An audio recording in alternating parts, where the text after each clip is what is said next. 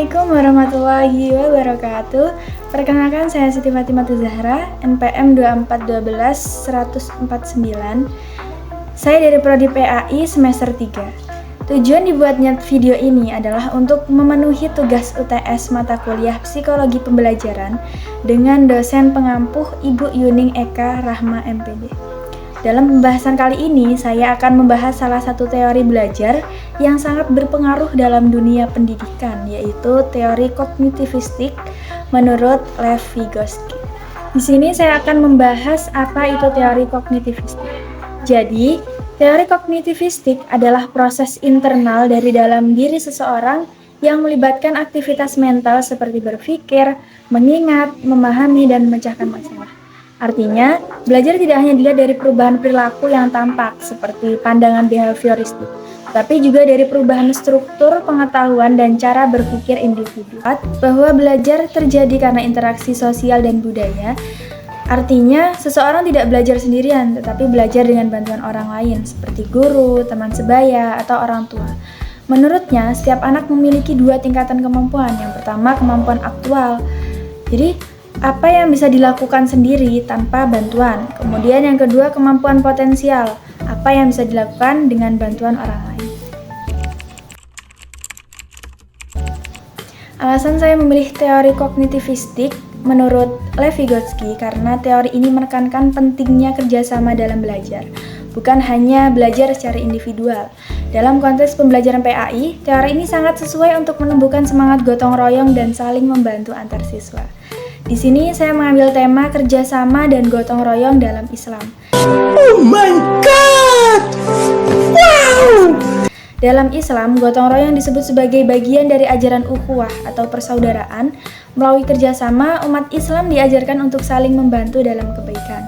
Dengan teori Lev Vygotsky, guru dapat memfasilitasi siswa agar belajar nilai-nilai tersebut melalui diskusi kelompok, proyek bersama, dan saling memberi masukan. Di sini saya mengambil contoh diskusi MKK di pondok pesantren. Jadi, misalnya di pondok pesantren kami ada kegiatan MKK, di mana para santri berdiskusi untuk memahami makna isi kitab kuning dalam kelompok.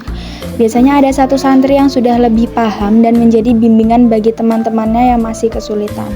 Mereka saling bertukar pendapat, menjelaskan arti kata, konteks, dan maksud dari teks kitab. Santri yang lebih mahir membantu temannya memahami, sementara yang lain aktif bertanya dan mencoba menjelaskan ulang dengan pemahaman mereka sendiri. Nah, dalam hal ini santri belajar lebih cepat dan lebih dalam melalui interaksi sosial dan diskusi. Guru atau ustadz berperan sebagai scaffolding atau memberi bimbingan seperlunya, menuntun arah diskusi, lalu perlahan membiarkan santri mandiri setelah memahami isi kitab. Dari kegiatan diskusi seperti ini, santri tidak hanya paham isi kitab, tapi juga belajar gotong royong dalam berpikir, saling menghargai pendapat, dan membangun ilmu bersama. Inilah penerapan nyata teori kognitivistik menurut Lev Vygotsky dalam kegiatan MKK di pesantren.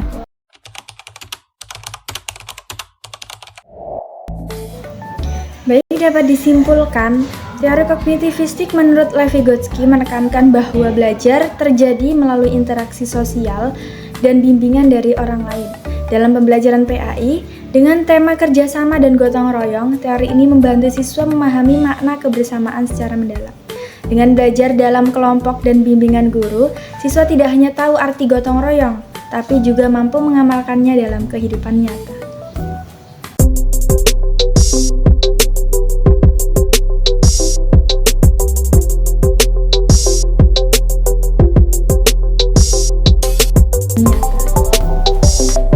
Sekian dari saya, semoga sedikit banyak manfaatnya.